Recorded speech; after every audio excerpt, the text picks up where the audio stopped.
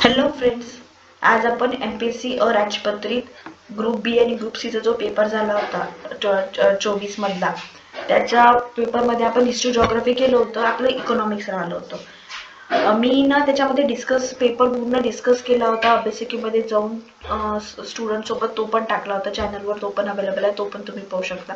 त्याच्यामध्ये पण मी असे ओव्हरऑल डाऊट्स क्लिअर केले होते. पेपरबद्दल जी एन्झायटी होती किंवा जे काही म्हणजे इझिली जे ॲड्रेस होऊ शकतात, जे पटापट स्ट्रॅटेजी पण सांगितली होती, तर त्याला तुम्ही पाहू शकता. आता याच्यामध्ये आपण हे करूया की आपले इकॉनॉमिक्सचे पेपर सॉल्व्ह करूया. यामध्ये पहिला क्वेश्चन आहे की भारतीय रहिवाशांसाठी कोणते परवानगी असलेले विदेशी व्यवहार इलेक्ट्रॉनिक पद्धतीने पार पाडणारे अधिकृत व्यासपीठ नाही. नाही म्हटलंय. हा नाहीवर जास्त फोकस करायचा, कारण की काय एवढा मोठा क्वेश्चन आहे, खूप भारी क्वेश्चन आहे, पण आपण शेवटपर्यंत जातच नाही, पाहतच नाही शेवटी काय विचारलंय. शेवटी नाही विचारलेलं आहे. त्याच्यामुळे आता आपण कीवर्ड्सनी जाऊ. आपण कसं याचा आन्सर काढू. कीवर्ड्सनी आपण गेलो ना तर आपल्याला आन्सर भेटेल की हा मान्यताप्राप्त स्टॉक एक्सचेंज आहे, हे पण अधिकृत व्यासपीठ आहे, पण आणि हे प्राधिकृत असले बँक. म्हणजे हे चारही जे ऑप्शन आहे ना, हे असे सांगितले की हे सगळे मान्यता प्राप्त आहे. मग अमान्यता प्राप्त कोणतं आहे, तर कोणतेही ऑनलाईन व्यासपीठ. हे जे कोणतेही म्हटलं म्हणजे त्याला मान्यता नाही आहे. मग आपल्याला तेच तर विचारायचं आहे की कोणतं अमान्यता प्राप्त आहे किंवा कोणतं अधिकृत नाही आहे. तर ऑप्शन नंबर 3. याच्यामध्ये आपल्याला काहीच माहिती नव्हतं, कोणत्याच पुस्तकातून हा क्वेश्चन आलेले नाही आहे, काहीच नाही आहे. आपल्याला असं काही उरटलं पण नव्हतं, पण आपण आपल्या कीवर्ड्सनुसार जे आपले जे आपले ट्रिक्स अँड टिप्स आहेत त्याच्यानुसार आपण काढलं की कोणते कोणते कीवर्ड्स त्यातून इलिमिनेट करायचे आणि कसं आन्सर काढायचं. हे याच्यामध्ये खूप काम करते जेव्हा पेपरचा गुगली येतो ना त्याच्यामध्ये.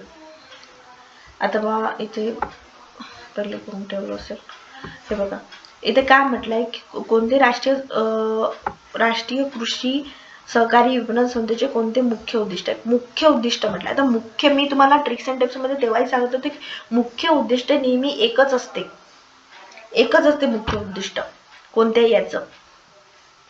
RBIचं मुख्य उद्दिष्ट काय आहे, रेग्युलेशन करणे, ज्या बँका आहेत त्यांच्यावर नियंत्रण ठेवणे, हेच त्याचं मुख्य उद्दिष्ट आहे. आता मग मुख्य उद्दिष्ट एकच आहे, मग सिंगल ऑप्शन कोणते आहे, ब आणि क झालं. आपण 50-50% वर इथं चालू. इथं कोणताही तुम्हाला मारतात. त्याच्यातही आपली एक अजून ट्रिक आहे की जे लांब लचक ऑप्शन आहे, जे खूप एक्सप्लेन केलेलं ऑप्शन आहे, त्याच्यासोबत आपण जातो की कृषी मालाचे सहकारी तत्वावर विपणन करण्यास प्रोत्साहन देणे. Option number 3. पहा याच्यामध्ये आपल्या 2 ट्रिक्स वापरल्या. एक तर मुख्य उद्दिष्ट म्हटल्याबरोबर आपण सिंगल ऑप्शन शोधला. दुसरा मोठा वेल एक्सप्लेन ऑप्शन आपण घेतला त्याच्यामध्ये मुख्य उद्दिष्टासाठी. त्याच्यामुळे ऑप्शन नंबर 3. नेक्स्ट, भारतीय अर्थसंदर्भात खाली कोणते विधान बरोबर आहे. आता मी तुम्हाला बरेचदा सांगितलं, जे गोष्टी आपल्याला सुचत नाही किंवा येत नाही त्याच्याबद्दल जास्त विचार करायचा नाही. ऑल ऑफ दिस जर दिसत असलं तर ते मारायचं. त्याच्यामध्ये ऑल ऑफ दिसचं ऑप्शन दिसत आहे, कारण की एकदा बजेट बनलं ना तर तो सगळ्याच बद्दल सांगते. एक्सपेंडिचर किती आहे, रिसिप्ट किती आहे, तूट किती आहे, अजून दुसऱ्या कोणत्या प्रकारची तूट किती आहे. मग इथे आता बजेट एक सर्वसमावेशक दस्तावेज असतो, त्याच्यामुळे त्याच्यामध्ये सगळ्या गोष्टीचा सहभाग राहणारच आहे. मग ऑल ऑफ द ऑप्शन दिलाय, मग आपण इतर कशाबद्दल विचार करायचा, ऑल ऑफ द अबव सोबतच जायचं. नंतर 24. आता 24 मध्ये बघा, 24 मध्ये काय म्हटलंय की खालीलपैकी कोणते विधान औद्योगिक कामगारांसाठी ग्राहक किंमत निर्देशाबद्दल खरे आहे. कोणते खरे आहे म्हणते. आता याच्यापैकी कोणते खोटे आहे पहिले हे शोधू. आपण कीवर्ड्सच्या मेथडने जाणार ना. हे पहा इथे, it employs to all worker. All worker म्हटल्याबरोबर आपल्याला झाले पाहिजे की खूप सारे वर्कर आहे इंडियामध्ये, संघटित असंघटित, नंतर डेली वेजेसवर काम करणारे, आणखी जे कॉन्ट्रॅक्ट बेसवर काम करणारे, हे पण आहे. त्याच्यामुळे ऑल बद्दल नाही बोलू शकत आपण. नंतर दुसरं, केवळ मिनिमम वेतन निश्चित करण्यासाठी वापरले जाते. सोडली, केवळ म्हणजे ओनली, फक्त एवढ्यासाठी असेल का, नाही. त्यांच्यासाठी कल्याणकारी योजना पण आपल्याला राबवायच्या, त्याच्यामध्ये पण याचा उपयोग होऊ शकतो. नंतर हे वस्तू सेवांच्या एका निश्चित बास्केटवर आधारले आहे, जे कधीही बदलत नाही. वस्तू सेवांची बास्केट कधी अशी ठरलेली असू शकते का. आज ही सेवा जरुरी आहे, उद्या दुसरी सेवा जरुरी होऊ शकते. आता पहा ना, पहिले मोबाईलचं युग नव्हतं तेव्हा ती सेवा जरुरी नव्हती, ऑनलाईन सेवा डिजिटल सेवा जरुरी नव्हती. आता डिजिटल सेवा जरुरी आहे. महागाई वाढत आहे त्याच्यामुळे वस्तू सेवांचे दर पण वाढतील म्हणून ते पण बदलतील. त्याच्यामुळे हे नाही हे ऑप्शन चुकीचं आहे. हे एकदम टोकाची भूमिका घेणं जे आपल्याला नाही पाहिजे. त्याच्यापेक्षा औद्योगिक कामगारांना वाजवी वेतन मिळवून देण्यासाठी जीवनमान चांगले राखण्यासाठी मदत करते हे एक जनरल स्टेटमेंट आहे. याच्यासोबत आपण जाऊ. त्याच्यामुळे ऑप्शन नंबर 3 आपला आन्सर आहे. आणखी खालीलपैकी कोणते मध्यवर्ती बँकेच्या गुणात्मक पतन नियंत्रणाचे साधन नाही? गुणात्मक नाही म्हणते. गुणात्मक नाही म्हणजे क्वालिटीचं नाही तर क्वांटिटीचं कोणतं आहे? क्वांटिटी मध्ये काय आहे ते? क्वांटिटी म्हणजे जे मोजता येते. एखादा इंटरेस्ट रेट, एखादा व्याजाचा दर, ओपन मार्केट ऑपरेशन, ह्या सगळ्या गोष्टी मोजता येते. त्याच्यामुळे हे जे आहे कर्जाचे नियंत्रण, नियमन, आदेशांबाबत नियमन हे सगळे क्वालिटी मध्ये येतात. तर क्वांटिटी मध्ये कोणते येते? Open market operation. Option number 4. Next, खालील विधानापैकी कोणते विधान बरोबर आहे? भारतीय हस्तोद्योग विकास मंडळाची स्थापना 1958 साली झाली आणि PM विश्वकर्मा कौशल सन्मान योजना ही केंद्रशासित पुरस्कृत योजना आहे. आता आपल्याला माहिती नाहीये, मी तुम्हाला नेहमी म्हटलं नवीन क्वेश्चन गुगली क्वेश्चन असला की त्याच्यात ऑल ऑफ दी सोबत जायचं. ऑन बी बरोबर आहे. Option number 3. नेक्स्ट, आपण सध्या जोड्या आहेत, आपण बघूया जोड्या कशा लागल्या जातात. आपण पहिले कॉमन जाऊ. इथे कॉमन आहे, इथे कॉमन आहे, हे दोनाला इंटरचेंज केलंय. ठीक आहे, म्हणजे 50-50% मध्ये पण आपण आलोच आहोत की 1 आणि 3 पैकी कोणतं एक ऑप्शन असू शकतो. तर यातलं कोणतं कसं काढणार आहे आपण? कोणतं कसं मार्क करणार आहे? तर एक हरित क्रांती आपल्याला माहिती आहे जी अन्नधान्याबद्दल झाली होती, बस तो मारल्याबरोबर आपलं ऑप्शन इथे आपला ऑप्शन नंबर 3. हरित क्रांती अन्नधान्यासाठी, सोनेरी क्रांती फळांसाठी, निळी क्रांती मत्स्य आणि पिवळी क्रांती तेलबियांचं उत्पन्न. ठीक आहे, ऑप्शन नंबर 3 हा यातला सगळ्यात सोपा ऑप्शन आहे. सोप्यात क्वेश्चन आहे. मी तुम्हाला काय म्हटलं होतं, सोपे क्वेश्चन पटकन करायचे, आणखी नंतर मग त्याच्यासाठी वेळ नाही भेटत. नेक्स्ट, युनियन बजेटसाठी कोणतं आर्टिकल आहे? आता हे मी म्हणजे जेव्हा मी सांगितलं होतं तुम्हाला की काही इम्पॉर्टंट आर्टिकल आहे, जसं finance commission, union budget, election commission, ज्युडिशरीच्या काही म्हणजे न्यायालयाचं जे न्यायालय सल्ला देते त्याच्याबद्दल आर्टिकल, प्रेसिडेंट बद्दल, राज्यपालाबद्दल, हे असे काही टॉपिक आहेत ज्यातल्या इम्पॉर्टंट आर्टिकल्सची मी लिस्ट प्रोव्हाइड करेल ग्रुपवर आणि चॅनलवर पण टाकेल. त्याच्यामध्ये युनियन बजेटसाठी एकच आर्टिकल आहे, आर्टिकल नंबर 112. याच्यामध्ये युनियन बजेट बद्दल म्हटलं आहे. आपलं मनी बिल बद्दल म्हटलं आहे 110 मध्ये, युनियन बजेट मध्ये पण युनियन बजेट 112 मध्ये आहे. ऑप्शन नंबर ए आपला आन्सर आहे. हे ना आर्टिकलवर आजकाल भले क्वेश्चन विचारले, राज्यसेवेमध्ये पण बरेच क्वेश्चन दिसतात. नेक्स्ट क्वेश्चन, कोणते सत्य आहे? आता बघा, हे दोन्ही जर घेऊन चालले तुम्हाला दिसेल की असते आणि नसते. आता एकच राहील, एक तर असेल किंवा नसेल, त्याच्यामुळे दोन्ही आणि यापैकी नाही हे ऑप्शन गेले. झाले, दोनच ऑप्शनवर आपण आलो. 50-50% पर्यंत आलो, एक कोणतेही मार्क करू शकता तुम्ही. तसं मी सांगते आता की GDP मध्ये does not include the income earn by national outside the country. आता GDP चा एकच कन्सेप्ट आहे, हा देश आहे आपला, याच्या भूमीमध्ये, याच्या आतमध्ये एका चालू आर्थिक वर्षामध्ये कोणीही घेतलेलं उत्पादन, मग तो आपण असो, ट्रम्प असो, कोणी इस्रायलवाला असो, कोणी पण असो, त्यांनी घेतलेलं उत्पादन त्याच्यामध्ये येईल. त्याच्यामध्ये नागरी आहे नाहीये याचा काही फरक पडत नाही. ठीक आहे, त्याच्यामुळे स्थूल देशात उत्पादनामध्ये नागरिकांनी देशाबाहेर जे कमावलंय ते बिलकुल येणार नाही. मी काय म्हटलं, देशाच्या बाउंड्रीच्या आतमध्ये, ज्या काही ऍक्टिव्हिटीज आहेत त्या GDP मध्ये.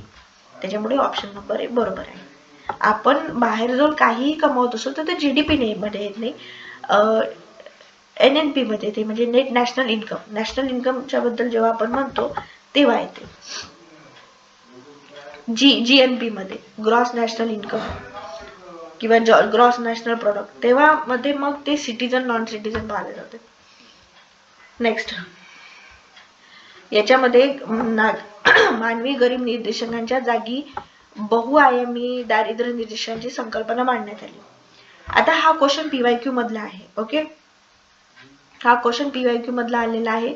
याचा ऑप्शन आहे 3. आता तुम्ही मला अजून एक ट्रिकनी सांगते. हे बघा, मानवी विकास अहवाल दोन्ही बरोबर सोबत आले. त्याच्यामुळे हे दोन सोबत आल्याबरोबर तुम्हाला समजेल की ह्या सेम पेअरिंग लावल्याबरोबर समजते की या दोन पैकीच एक ऑप्शन असेल. मल्टी डायमेन्शनल पॉवर्टी इंडेक्स हा 2010 मध्ये आला. जो पॉवर्टी इंडेक्स सगळ्यात पहिले आला होता तो 97चा होता. त्याच्यामुळे मल्टी डायमेन्शनल पॉवर्टी इंडेक्स हा 2010 मध्ये आलेला आहे. हा PYQचा तसाचा तसा क्वेश्चन आहे, बरेच वेळा विचारलेला आहे. मेन्स मध्ये पण तुम्हाला अशाच टाईपचा एखादा क्वेश्चन दिसेल जेव्हा तुम्ही याची मेन्स द्यायला जा. स्थूल नेट नॅशनल प्रोडक्ट वर आला. Net national product is always less than gross national product. Net म्हटलं की त्याच्यामध्ये काय असते, डेप्रिसिएशन जो घसारा असतो तो कमी केला असतो. म्हणजे आता तुम्हाला समजलं की तुम्ही 100 रुपये कमावले, पण तुम्ही हे बघितलं की ते 100 रुपये कमवण्यासाठी तुम्हाला किती एफर्ट्स लागले, किती प्रयत्न लागले, किती घाम गाळावा लागला, किती हेलपाटे मारावे लागले. त्याच्यामुळे जेव्हा त्या गोष्टी त्या 100 रुपयामधल्या ह्या गोष्टी कमी केल्या जाईल तेव्हा तुम्हाला समजेल की तुमचं निव्वळ प्रॉफिट किती आहे. तेच म्हणते नेट नॅशनल इन्कम, ते निव्वळ गोष्ट. त्याच्यामुळे ती निव्वळ गोष्ट कमीच राहणार आहे मोठ्या गोष्टीपेक्षा. म्हणजे जेव्हा तुम्ही 100 रुपयातून काहीतरी मायनस कराल तेव्हा ते भेटेल, म्हणजे ते 100 रुपयापेक्षा लहान झालं. मग ते ऑलवेज लेस असते, म्हणून हे स्टेटमेंट बरोबर आहे. Gross national product include the depreciation while net national product does not include the depreciation. तुम्ही बघितलं असेल हे दोन्ही स्टेटमेंट बरोबर आहेत. A and B त्याचा आन्सर आहे. तुम्हाला मी तेव्हाही म्हटलं होतं जर जनरल स्टेटमेंट दिसत असेल तर सरळ ऑल म्हणजे बोथ और ऑल साठी जायचं. तुम्ही जर वाचले ना हे दोन्ही स्टेटमेंट कंटिन्यू मध्ये तर तुम्हाला दिसेल की हे एकाच पॅरेचे स्टेटमेंट आहे. स्थूल राष्ट्रीय उत्पादनापेक्षा निव्वळ राष्ट्रीय उत्पादन नेहमीच कमी असते. स्थूल राष्ट्रीय उत्पादनात घसाऱ्याचा समावेश असतो तर निव्वळ राष्ट्रीय उत्पादनात घसाऱ्याचा समावेश असतो. हे दोन्ही स्टेटमेंट जेव्हा फ्लो मध्ये तुम्ही वाचता ना तेव्हा तुम्हाला समजते दोन्ही स्टेटमेंट एकाच फांदीचे आहेत, म्हणजे एकाच फ्लो मध्ये आहेत, एकाच पॅरेग्राफ मधले. मग हे कधी समजते जेव्हा आपलं डोकं शांत असते आणि आपण PYQचा किंवा ट्रिक्सचा जे की आपण याच्यामध्ये डिस्कस करतोय जेणेकरून आपली इफिशियन्सी वाढली पाहिजे. आपण पटापट सगळेच्या सगळे क्वेश्चन्स 60 मिनिट्स मध्ये आपल्याला 100 क्वेश्चन करायचे, म्हणून आपली इफिशियन्सी किती असली पाहिजे हे तुम्हाला कळलंच असेल. कारण की असा टाइम येते की कधी पेजेस पलटणला पण टाइम नसते. आता हा जो क्वेश्चन आहे हा थोडा करंटशी आहे, पण मी सांगून देते. त्याच्यामध्ये इकॉनॉमिक्सचे खूप क्वेश्चन आहेत.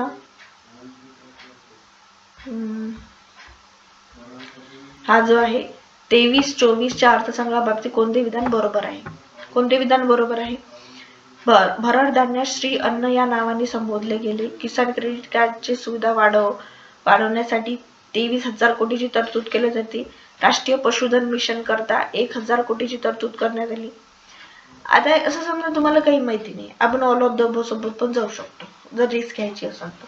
याच्यामध्ये आयोगाने आन्सर दिलाय ब आणि क, म्हणजे ऑप्शन तिथे चुकलाय म्हणते. श्री अन्न वगैरे म्हणून त्यांनी ऍड्रेस नाही केलाय म्हणते. ह्या दोन तरतुदी म्हणजे बट न्यूज मध्ये होतं त्याच्यामुळे हे गोष्टी एक्सपेक्ट म्हणजे असं अपेक्षित होतं की माहिती असल्या पाहिजे. मला नाही तरी माहिती असेल तुम्ही ऑल ऑफ दिस अबोव सोबत झाले तरी तुमचे 80% चान्सेस असते करेक्ट व्हायचे. ठीक आहे. नेक्स्ट, हे 3 जे बदल म्हटलंय ना, लोकसंख्या अभ्यासातील बदल, 3 प्रमुख घटक, हे खूपदा विचारलेले आहे, खूपच वेळा विचारलेले आहे. याच्यातले कोणते घटक आहे म्हणून हे खूपदा विचारलेलं आहे. हे बघ, जन्मदर आहे. आता सगळ्याच्या मध्ये जन्मदर आहे, मग सोबत मृत्यूदर असेल, मग माता मृत्यूदर वगैरे हे सोडून द्या. ठीक आहे. जन्मदर, मृत्यूदर नंतर स्थलांतर, बस. अब्रक वगैरे मृत्यूदर हे त्या मृत्यूदराच्या अंदरचे छोटे छोटे पार्ट्स आहेत किंवा सब कॉम्पोनंट्स आहेत. लोकसंख्येचा अभ्यास करताना 3च गोष्टी असतात, जन्मदर, मृत्यूदर आणि स्थलांतर. आणि हा क्वेश्चन PYQ मध्ये आलेला आहे याच्या मेन्स मध्ये. तुम्हाला जर मेन्सचे व्हिडिओ लागत असेल तर मग मला कमेंट करा, मी ते पण अपलोड करेन. नेक्स्ट, राष्ट्रीय नाणेनिधी IMF 2024 मध्ये नमूद केल्यानुसार जगातील सर्वोच्च 5 अर्थव्यवस्था कोणत्या, त्याचा क्रम लावा म्हणते. आता क्रम तुम्ही लावू शकता. सगळ्यात शेवटी भारत राहील. मला एवढंच माहित होतं 5व्या नंबरवर भारत आहे, बस. मला काहीच बाकीचा क्रम नव्हता माहिती. एवढं माहित होतं की भारताने फ्रान्सला रिप्लेस केलं आणि भारत 5व्या नंबरवर आलाय, बस. भारत 5व्या नंबरवर कुठे आहे? एकाच ठिकाणी. त्याच्यामुळे हा चौथा माझा आन्सर. म्हणजे सगळ्या काही फॅक्ट्स अँड फिगर्स मला माहितीच असलं पाहिजे असं काहीही जरुरी नाहीये. तुम्हाला एखादा जरी माहिती असेल तरी तुम्ही इलिमिनेशन टेक्निकनी काहीतरी कुठली ट्रिक लावून तुम्ही काढू शकता आन्सर. म्हणून स्ट्रेस नाही घ्यायचा. जे आपल्या जो रिसोर्सेस अवेलेबल आहे त्याचा व्यवस्थित उपयोग करायचा, तुम्हाला आन्सर नक्की मिळते. विजय केळकर समितीचा अहवाल हा कशाशी संबंधित आहे? ठीक आहे. आता हा पण PYQ मधला क्वेश्चन आहे. बरेच वेळा याच्या मेन्स मध्ये STIच्या मेन्स मध्ये याच्या प्री मध्ये विचारलेला आहे. तर याचं आन्सर आहे टॅक्स रिफॉर्म. आता मी तुम्हाला सांगू इच्छिते, जे विजय केळकर होते, डॉक्टर विजय केळकर, हे GST ची जेव्हा रिकमेंडेशन आली होती की आपल्याला एक इनडायरेक्ट टॅक्स लावायचा जो GST नावाचा आहे, तेव्हा ही समिती खूप न्यूज मध्ये होती. नंतर विजय केळकर फायनान्स कमिशनचे चेअरमन पण झाले होते. त्यामुळे GST हा एक इनडायरेक्ट टॅक्स आहे आणि त्याच्यासाठीच यांची समिती होती, त्यांनी अहवाल दिला होता. तो इनडायरेक्ट टॅक्स मध्ये येतो. ठीक आहे. जो ऑप्शन नंबर 2 आहे. हा PYQ चा क्वेश्चन आहे, तुम्ही आरामात सॉल्व्ह करू शकता. PYQ मध्ये तसाच्या तसा रिपीट झाला. आजचे आपले हे मला वाटते इकॉनॉमिक्सचे क्वेश्चन इथे संपलेले आहे. नेक्स्ट वाला आपण पुढच्या व्हिडिओमध्ये डिस्कस करू. आणि काही असेल अडचणी तर मला नक्की कमेंट बॉक्समध्ये सांगा. Thank you friends.